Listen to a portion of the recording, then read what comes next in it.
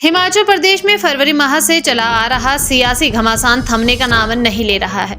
6 बागी विधायकों के साथ 3 निर्दलियों होशियार सिंह, केएल ठाकुर और आशीष शर्मा ने भाजपा का दामन तो थाम लिया है, जिसमें 6 का रास्ता साफ हो गया और उनको भाजपा ने विधानसभा की टिकट भी दे दी।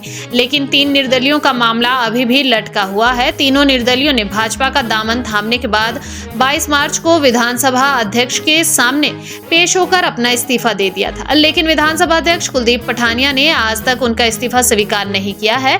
हिमाचल के निर्दलीय विधायकों ने कहा है कि अगर विधानसभा अध्यक्ष उनका इस्तीफा मंजूर कर लेते हैं तो अदालत से मामला वापस ले लेंगे। 2:30 बजे तीनों निर्दलियों ने एक कर अपना पक्ष विधानसभा अध्यक्ष के समक्ष लिखित में रखा। निर्दलीय विधायक केएल ठाकुर ने कहा है कि उन्होंने अपना विस्तृत लिखित जवाब विधानसभा अध्यक्ष को सौंप दिया है। उन्होंने कहा, हम पहले से इस बात को कह रहे हैं कि हमने अपना इस्तीफा बिना किसी दबाव और प्रलोभन के स्वेच्छा से सौंपा है। उन्होंने कहा कि व्यक्तिगत रूप से मुख्यमंत्री के द्वारा की गई प्रताड़ना और विधानसभा क्षेत्र में काम न होने की वजह से इस्तीफा दिया है। देखिए, स्पीकर महोदय ने बुलाए हुए थे, अभी 2 बजे 2:30 बजे का टाइम दिया था उन्होंने, और उनके समक्ष हमने जो भी था वो वहाँ पे जो जवाब है वो हमने दिया, और जो भी उन्होंने सवाल पूछे उनका जवाब दिया, और उनको रिटर्न जो है वो हमने जवाब दे दिया। किस तरह का जवाब मांगा था? उन्होंने कारण पूछे थे कि क्या कारण थे, क्यों आपने इस्तीफा दिया है, तो वो सारा जो है हमने लिखित रूप में उनको सौंप दिया है। कितनी सेटिस्फाइड लगे आपको स्पीकर महोदय? स्पीकर महोदय वो तो आप उन्हीं से पूछ सकते हैं सेटिस्फाइड है कि नहीं है, पर हमने अपनी तरफ से जो है वो दे दिया, और हमें उम्मीद है कि वो जल्द से जल्द फैसला लेंगे। कितना उम्मीद है सर आपको कि वो इस्तीफा स्वीकार कर लेंगे? हमें उम्मीद है कि 24 तारीख तक वो करेंगे, जो लगता है। बाकी आगे तो वो ही जाने, आप उनसे पूछेंगे तो वो ज़्यादा बेहतर तरीके से बता सकते हैं, पर हमें लगा कि वो सेटिस्फाइड है हमारे जवाब से, और जो भी वो निर्णय लेंगे वो सभी को मंजूर होगा। आशीष, आपको लगता है कि 24 तारीख तक अगर ये फैसला जिस तरह से संभवतः नज़र आ रहा है, अगर उसके बाद ये फैसला लिया जाता है तो चुनाव लड़ने की जो संभावना है वो आपके पास बची? बिल्कुल, चुनाव लड़ने की संभावनाएं तो हैं ही। बाकी वो तो अगर वैकेंसी होगी वो तो चुनाव आयोग डिसाइड करेगा, लेकिन पहले यहाँ पे इस्तीफा मंजूर होगा, फिर वैकेंसी होगी, तभी वो तो चुनाव आयोग का निर्णय है जो भी लिया जाएगा। अगर अभी होंगे तब भी हम लड़ने को तैयार हैं, अगर बाद में होंगे उसके लिए भी तैयार हैं। क्योंकि मामला अब हाईकोर्ट में भी है, स्पीकर कह रहे थे कि अब क्योंकि हाईकोर्ट में केस चल रहा है, तो ऐसे में कोई निर्णय ले पाना उनके लिए भी संभव नहीं है। देखिए, अगर न्यायालय में मामला है तो उन्होंने भी वहाँ पे भी मुझे लगता है कि 24 तारीख की ही डेट है, तो सामने आ जाएगा उस समय क्या जो भी निर्णय होगा वो मंजूर होगा। अभी कोई अगली डेट दी आपको, क्या कुछ कहा गया? नहीं, अभी कोई डेट नहीं दी है। मैं अभी सिर्फ हमसे जवाब मांगा था, वो हमने उनको दे दिया है। क्योंकि व्यक्तिगत तौर पर आपको बुलाया गया था, तो कुछ सवाल भी स्पीकर महोदय की तरफ से पूछे गए? जो पूछे गए उन्होंने यही पूछा था कि किन कारणों से आपने छोड़ा है, तो वो किन कारणों से आपने इस्तीफा दिया, वो उनको जवाब जो है हमने व्यक्तिगत तौर पे आके हमने उनको दे दिया। इसके अलावा रहने का या फिर इन्वॉल्वमेंट कोई बीजेपी के साथ या कुछ इस प्रकार? नहीं, उन्होंने यही पूछा कि आपने ज्वाइन कब किया, वो हमने उनको बता दिया कि 22 तारीख को हमने इस्तीफा दिया था और 23 तारीख को जो हमने ज्वाइन की थी बीजेपी। ठीक है, थैंक यू। आज हमें अपीयरेंस के लिए और लिखित जवाब के लिए उन्होंने बुलाया था, तो हमने लिखित जवाब भी दिया और वो सबमिट किया जवाब, और हमें पूर्ण विश्वास है कि स्पीकर साहब जो है बहुत जल्दी हमारा जो इस्तीफा है, रेजिग्नेशन है विधानसभा की मेंबरशिप से, वो एक्सेप्ट कर लेंगे। क्या बोला चर्चा हुई? क्या आपके रिप्लाई से कुछ मतलब सेटिस्फाइड हुए स्पीकर? आज जितना उन्होंने पढ़ा उससे सेटिस्फाइड लगे, बाकी वो डिटेल में प्रोसीडिंग बनाएंगे। जो उन्होंने पूछा हमने बताया। मेनली तो इसमें ही था कि इसमें जो रूल ऑफ बिजनेस जो विधानसभा का है, उसमें ही अगर कोई भी मेंबर विधानसभा का अपने मर्जी से, अपनी इच्छा से त्यागपत्र देता है, तो क्योंकि जो स्पीकर की जो पोस्ट है कॉन्स्टिट्यूशनल पोस्ट है, उनके लिए दोनों पक्षों के जो मेंबर्स होते हैं, एमएलए होते हैं, बराबरी के होते हैं, बल्कि हमारे संरक्षक है हमारे अधिकारों के। तो जो उनकी प्रिविलेजेस है वो भी देखते हैं, मेंबर्स की सब वो करते हैं। साथ में जो रेजिग्नेशन का जहाँ तक है, उसका यही है रूल्स में कि अगर स्वेच्छा से रिजाइन देते हैं तो उसमें कोई किंतु परंतु नो इफ वर्ड और रेजिग्नेशन तुरंत प्रभाव से वो एक्सेप्ट किया जाता। तो हमने यही कहा, क्योंकि हमने जो रिजाइन दिया 22/3 की डेट से दिया है, तो अब तो कितने दिन हो गए, आज है 10, 8 तो 18-19 दिन हो गए हैं। तो हम तो यही कहा, लिख के भी दिया, वर्बली भी यही कहा, जो उन्होंने पूछा हमसे कि हमारा 22/3 से ही जो है रिजाइन एक्सेप्ट कर लिया जाए। क्या वन टू बातचीत हो रही है? एक से। सर स्पीकर साहब ने एक बात तो पहले कही कि अब ये मामला कोर्ट में भी चला गया, कोर्ट में विचाराधीन है। हाँ, इसमें कोर्ट नो ऐसा नहीं है। कोर्ट में तो हम गए हैं ना, क्योंकि लेट हो रहा था, हमारा लेट हो रहा था। कोर्ट में स्पीकर साहब नहीं गए हैं, तो वो एक्सेप्ट कर लेंगे, हम उसे विड्रॉ कर लेंगे। विड्रॉ की जरूरत नहीं, एक्सेप्ट कर ले, वैसे केस खत्म हो जाएगा, हम विड्रॉ ही कर लेंगे। कल एक्सेप्ट करते हैं, परसों हम विड्रॉ कर लेंगे। तो वो नहीं, उनका उसमें उनको कोई बाइंडिंग नहीं है कि एक्सेप्ट बीच में एक्सेप्ट नहीं कर सकते हैं। रिप्लाई हमने दे दिया है, तो मुझे लगता है अब वो जल्दी एक्सेप्ट कर सकते। कोर्ट की कोई बाइंडिंग नहीं है। कोर्ट ने ये नहीं कहा कि जब तक कोर्ट का फैसला नहीं होता है तब तक स्पीकर कोई उस पर फैसला ना करे, ऐसा कुछ नहीं हुआ है। तो इसलिए उसमें कोई बाइंडिंग अभी डेट नहीं दी है। तो हमारा तो ये है कि बहुत जल्दी जो त्यागपत्र स्वीकार होना चाहिए, ताकि आगे का जो है जो हम तो विधानसभा क्षेत्र में घूम रहे अपने लोगों के, वहाँ उनको सुख दुख में जो है, हम तो अपने आप को ऐसे 22/3 से ही XMLA समझ रहे हैं। हम तो पूर्व विधायक हैं। आप लोग सेटिस्फाई है क्या निष्पक्षता के साथ सुन रहे हैं आपको स्पीकर साहब? जो सुना उससे तो आज तो लगा, हमें उम्मीद है कि वो एक्सेप्ट कर लेंगे। बाकी तो चलो, let the time come, result come. अभी तो हम होपफुल है, एंड होप से चलता काम। ठीक है सर, क्या अभी बातचीत हुई, क्या कर दिया जा रहा है, क्योंकि अब मामला जो है वो हाई कोर्ट में भी पहुंच गया है। 3 जो निर्दलीय विधायक हैं, माननीय श्री KL ठाकुर जी, श्री होशियार सिंह जी और श्री आशीष शर्मा जी, इन तीनों ने 22 मार्च को लगभग 1:30-2 बजे के करीब सचिव विधानसभा के पास अपना रेजिग्नेशन दिया, और उसके बाद मुझे मेरे निवास स्थान पर ये लगभग 3:30-4 बजे के करीब मुझे मिले, जहां मुझे भी उसकी कॉपी उन्होंने वहां पर दी। जो यहाँ पर जो उन्होंने रेजिग्नेशन दिया, उसकी जो प्रेस रिपोर्टिंग है, प्रेस क्लिपिंग्स हैं, जो हमारी प्रोसीडिंग्स जो इनिशिएट हुई हैं उसका पार्ट है,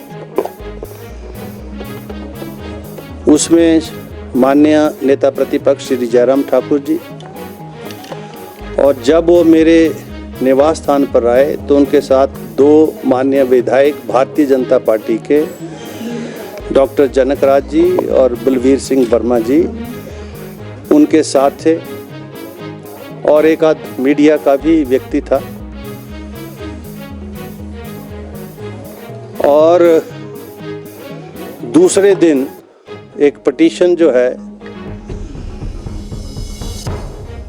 10-12 जो माननीय विधायक कांग्रेस पार्टी से हैं, जो मंत्री भी हैं, उनकी तरफ से भी विधानसभा सचिवालय को प्राप्त हुई।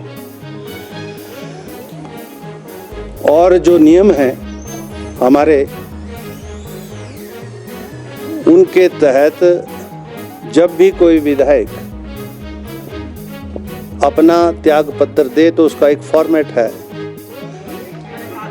उस फॉर्मेट के मुताबिक हो, और उसके आगे जो रूल्स हैं, अगर वो व्यक्तिगत तौर पर आता है, वॉलेंटरी है या इनवॉलेंटरी है, और अध्यक्ष को ये लगे कि जिन परिस्थितियों में उसने त्याग पत्र दिया है उन परिस्थितियों की खोजबीन करना आवश्यक है, ज़रूरी है, संविधान के मुताबिक, लोकतंत्र के मुताबिक, तो अध्यक्ष जो है उसके लिए संवैधानिक तौर पर, कानूनन तौर पर अधिकृत है। The Speaker enjoys the full authority to inquire into all those aspects of the resignations. और उसी के संदर्भ में हमने तीनों माननीय विधायकों को एक नोटिस इशू किया था, शो कॉज नोटिस, और उसकी सूचना हमने राज्यपाल महोदय को भी दी थी और हमने उनसे ये आग्रह किया था कि नियमों के अनुरूप, संविधान के अनुरूप जो कार्रवाई वांछित है उसके मुताबिक आप 10 अप्रैल को 12:15 बजे विधानसभा सचिवालय के committee room, speakers committee room में उपस्थित हों और जो नोटिस दिया गया उसका एक दिन पहले आप उसका जवाब दे दें ताकि विधानसभा सचिवालय उस नोटिस को पढ़ने के बाद उसके ऊपर जो भी जानकारी प्राप्त करनी हो तो हम जो है इस पर्सनल इंक्वायरी में करें। अब वो तीनों माननीय विधायक अभी अपीयर हुए इन पर्सन, तीनों की हाजिरी मैंने रिकॉर्ड पर लगाई है और मैंने जो नोटिस शो कॉज हमने दिया है उसकी जवाब के बारे में उनसे पूछा तो उन्होंने कहा कि हमने जवाब इस संदर्भ में देना है। तो मैंने कहा दीजिए, और मैंने जो नोटिस शो कॉज हमने दिया है उसकी जवाब के बारे में उनसे पूछा तो उन्होंने कहा कि हमने जवाब इस संदर्भ में देना है। तो मैंने कहा दीजिए, तो उन्होंने समय मांगा है। यद्यपि मैं सारी प्रोसीडिंग्स को आगे की डेट दे सकता था, लेकिन मैं ये समझता हूँ कि विषय गंभीर है, इसलिए मैंने 2:30 बजे तक इसको एडजॉर्न किया है और 2:30 बजे फिर से दोबारा जो है ये जो है यहाँ कमेटी रूम में बैठकर प्रोसीडिंग्स होंगी और जवाब वगैरह जो भी आया होगा और उसके ऊपर जो आगे कार्रवाई बनती होगी वो किया जाएगा। और अभी आपने एक प्रश्न और पूछा है कि माननीय उच्च न्यायालय में भी इस संदर्भ में आज रिट पिटीशन जो है इन मान्यों के द्वारा की गई है। तो उसकी जानकारी आपको होगी कि उस रिट पिटीशन जो माननीय उच्च न्यायालय में इन्होंने की है वो अभी लगी थी सुबह 11 साढ़े 11 बजे, जिस पर काफ़ी देर हाई कोर्ट माननीय उच्च न्यायालय ने सुनने के बाद उसको जो है 24 अप्रैल के लिए जो है उसको एडजॉर्न कर दिया है। और उसमें जो उन्होंने पार्टी बनाया था विधानसभा अध्यक्ष के रूप में मुझे और व्यक्तिगत रूप में मुझे, तो व्यक्तिगत रूप में तो जो ऑब्जर्वेशंस कोर्ट की थी वहाँ पर कि भाई you can not make the speaker in person as a party, कि whatever he has done and whatever he is doing that is the powers which are vested with him under the constitution, so you cannot make him a party in person. This was the observation from the court which have been you say told to us by the standing lawyers, one who represented the Vidhan Sabha there in the High Court. So what is the order that I have not seen? What is the writ petition copy I have seen? जो writ petition की जो copy उन्होंने विधानसभा सचिवालय को भेजी है वो हमने देख ली। जवाब का नोटिस जो है, जो नोटिस का जवाब अभी उन्होंने देना है। तो जो हाई कोर्ट में उन्होंने जो रिट पिटीशन की है उसमें उन्होंने मेरे जो संवैधानिक अधिकार हैं उनको चैलेंज किया है और उन्होंने हाई कोर्ट से डायरेक्शन मांगी है कि स्पीकर को हाई कोर्ट डायरेक्ट करे कि वो हमारे रेजिग्नेशंस को एक्सेप्ट करे। अभी हाई कोर्ट ने इसके ऊपर कोई निर्णय नहीं लिया, मैं प्रोसीडिंग्स में हूँ। तो अब ये दो विषय आगे हैं। एक तो जो अधिकार कानूनन मेरे पास हैं, संवैधानिक तौर पर हैं, हमारी जो विधानसभा की जो प्रोसीजर है, रूल्स है, उसके मुताबिक जो प्रोसीडिंग्स ड्रॉ होनी है, एक वो विषय है। और दूसरा, अब मेरे उन सारे अधिकारों को चुनौती इस रिट के माध्यम से जो है इन माननीय विधायकों ने दी है और हाई कोर्ट ने उसमें कोई अभी तक ऑर्डर पास नहीं किया है। हमसे जवाब मांगा है तो हम उसका जवाब देंगे 24 तारीख को, और उसके बाद हाई कोर्ट माननीय उच्च न्यायालय का क्या निर्णय आता है वो 24 को ही पता लगेगा जब वो निर्णय आएगा। और चूंकि अब ये 2 पैरेलल प्रोसीडिंग्स स्टार्ट हो रही हैं तो स्वाभाविक है, क्योंकि अगर मैं इस प्रोसीडिंग को कंक्लूड भी करना चाहूँ तब भी नहीं हो पाएंगी, क्योंकि द मैटर इज नाउ सब जुडिस and pending with the honourable high court. Unless the high court adjudicate upon this matter whereby they have challenged assailed my authority, and if anything comes from the High Court in the manner in which they have desired, then certainly we have a right to approach the higher court also. अभी तक कुछ हुआ नहीं है, इसलिए मैं उस बारे में कोई टिप्पणी करना नहीं चाहता। ये माननीय क्या बोल रहे हैं क्या नहीं बोल रहे हैं मैं उस पर भी टिप्पणी नहीं करना चाहता।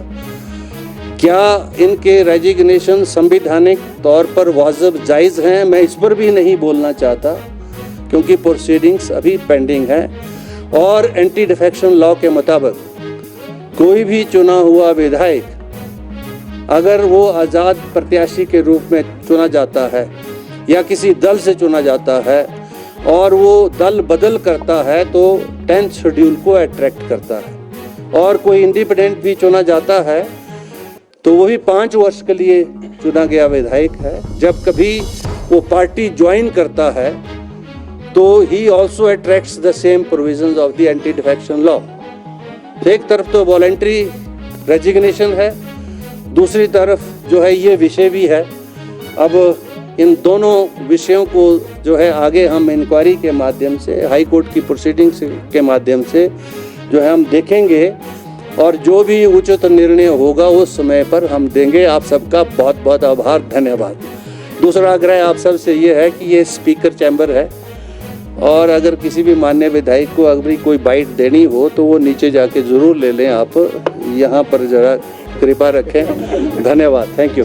आज नोटिस का जवाब की डेट थी और आज हम तीनों निर्दलीय विधायक यहाँ पहुँचे, और अभी हमने स्पीकर साहब से जो है मतलब मुलाकात हुई है, और जो मीटिंग जो है वो 2:30 बजे तक एडजर्न की गई है। 2:30 बजे जो है हम जो है रिप्लाई देंगे, क्योंकि आज ही हमारी जो पिटीशन जो थी वो हाई कोर्ट में भी आज जो है उसके ऊपर चर्चा हुई है, और अगली तारीख जो है हमें 24 तारीख की मिली है। तो हमने जो है स्पीकर साहब को जो रिप्लाई देना है बेस्ड ऑन आवर डिस्कशन, आज जो हमारे हाई कोर्ट में जो चर्चा हुई उस बेस पे हमें जो है उसका रिप्लाई भी उसी हिसाब से देना था। तो अब रिप्लाई रेडी है, और 2:30 बजे जो है हम अपना रिप्लाई स्पीकर साहब को तीनों विधायक जो है सौंपेंगे। हाई कोर्ट में यही चर्चा हुई कि जब हमने अपना इस्तीफ़ा अपने मर्जी से दिया है और विलफुली दिया है, बिना किसी दबाव के दिया है, तो इसको जो है इमीडिएटली 22 तारीख को जब हमने दिया था तो 22 तारीख को ही इसको एक्सेप्ट कर लेना चाहिए था, उसी तारीख को एक्सेप्ट कर लेना चाहिए था, जो अभी तक नहीं हुआ। और ऐसे भी मुझे जो कॉन्स्टिट्यूशनली जब हमने देखा कि इस पर कोई नोटिस इशू नहीं होना चाहिए था, फिर भी अगर नोटिस इशू हुआ है तो जो भी इनके डाउट्स हैं उन डाउट्स को हम क्लियर करेंगे, और आज ही क्लियर करेंगे। 2:30 बजे जो है हम रिप्लाई में सारे डाउट जो उनको क्वेश्चनर्स थे उसको हम जो है क्लियर कर लेंगे। क्या उम्मीद कर रहे हैं? बिल्कुल हम उम्मीद कर रहे हैं कि आज रिप्लाई के बाद जो है स्पीकर साहब जो है उसका फैसला लेंगे, और जो हमारा इस्तीफ़ा है जो हमने अपने मर्जी से दिया है उसको एक्सेप्ट करेंगे। क्या इसमें क्या पूछा गया था सर, आपको क्या पॉइंट आउट किया गया था? इसमें पॉइंट आउट ये है कि आपके ऊपर कोई दबाव है, और या आपके ऊपर कोई किसी का प्रेशर है, या आपको कोई किसी चीज़ का लालच दिया गया है, या आपको कोई किसी चीज़ का कोई दबाव है, वही सवाल लिखे गए थे। और आप यहाँ गए वहाँ गए, हम तो गए अपनी मर्जी से। और दूसरी बात ये कि जब हमने अपने आप प्रेजेंट होकर के दिया है, हमने कोई ईमेल से नहीं भेजा है कोई हमारा इस्तीफ़ा, या कोई व्हाट्सएप से नहीं भेजा है, हम पर्सनली आकर के हमने दिया। और आपके पूरा प्रेस जो था उस वक्त मौजूद था, आपके सामने हमने जो कॉपी है वो सौंपी है। तो इसके बाद कोई किंतु परंतु नहीं होना चाहिए। और एक कॉन्स्टिट्यूशनल पोस्ट पे बैठे हुए हमारे माननीय स्पीकर साहब, और हम यही उम्मीद करते हैं कि इस कॉन्स्टिट्यूशनल पोस्ट पे बिना किसी दबाव के, बिना किसी राजनीतिक दबाव के डिसीजन ले लेना चाहिए। ये जनता के हित में है, प्रदेश के हित में है, और जो है इसका जो जनता को जो है विश्वास रहना चाहिए इस पोस्ट का, नहीं तो जनता का विश्वास उड़ जाएगा। आप निष्पक्षता के साथ सुन रहे हैं स्पीकर साहब? जी अभी तो फिलहाल तो ऐसा है कि इतनी लंबी डेट दे दी है हमें, अभी जो 10 तारीख की डेट की आवश्यकता नहीं थी। अगर 22 को हमने इस्तीफा दिया तो 2 दिन बाद भी बुला सकते थे। तो इतनी लंबी डेट जो दी है, इससे जो है ये टाइम डिले करने का जो कोई मतलब नहीं होता है, क्योंकि लोकसभा के भी इलेक्शन होने हैं। ऑलरेडी हिमाचल में 4 सीटों पे लोकसभा का इलेक्शन डिक्लेयर्ड है, 6 सीटों पे और भी डिक्लेयर्ड है। तो जो भी है फैसला जल्दी होना चाहिए। बार बार इलेक्शन होना भी ठीक बात नहीं है। तो जो भी फैसला है अभी हो जाना चाहिए। अब आप कोर्ट में चले गए हैं, तो ऐसे में जी बिल्कुल सर, क्योंकि सुप्रीम कोर्ट का कर्नाटक के इसमें भी एक केस था, मिजोरम में भी था, जहां पर कोर्ट ने स्पीकर को निर्देश दिए थे कि 1 दिन में फैसला दीजिए आप। और स्पेशली हम किसी पार्टी को बिलोंग नहीं करते थे, हम इंडिपेंडेंट हैं। आज भी जो है हम तीनों जो है हमने 22 तारीख को जो दिया एज ए इंडिपेंडेंट दिया। अभी हम किसी पार्टी को बिलोंग नहीं कर रहे, जो हमारे पर कोई पाबंदी नहीं है, कोई हमारे पर बंदिशें नहीं है। तो जो भी है फैसला जो है तुरंत दे देना चाहिए। जयराम ठाकुर आपके साथ थे इस्तीफे के दौरान, तो सत्ता पक्ष सवाल खड़े कर रहा है कि जयराम ठाकुर का वहाँ क्या काम था, तब तो आप भाजपा के मेंबर भी नहीं थे। सर कोई भी आ सकता है, कोई भी जा सकता है, किसी पे पाबंदी नहीं है कि कोई आए या कोई ना आए। इसमें कोई कानून में लिखा नहीं गया कि कोई आए या कोई ना आए, कोई भी आ सकता है। आप लोग यह कह रहे हैं कि 1 जून को चुनाव हो जाए तो मोदी लहर में आप लोग भी तब जाएं उसके साथ? सर ऐसा है कि बार बार प्रदेश में जो है उसके बाद अगर हमारा ऐसे भी इस्तीफा तो मंजूर होना ही है, आज नहीं होगा कल होगा, पर होना है। फिर दोबारा जो बाई इलेक्शन होंगे, फिर कोड ऑफ कंडक्ट लगेगा वो 3 अलग अलग जिलों में, तो वो ठीक बात नहीं है। तो अभी एक बार इलेक्शन हो जाए तो स्टेट का फायदा है, उसमें सरकार का भी फायदा है। स्टेट को इतने फायदे की चिंता थी आपको, तो इस्तीफा क्यों दिया सर आपने? हम इसका जवाब हम पिछली बार भी दे चुके हैं, ठीक है। तो इसीलिए अब बार बार वो जवाब देना उचित नहीं है। पिछली बार का जवाब आपके पास है सभी के पास। धन्यवाद, थैंक यू।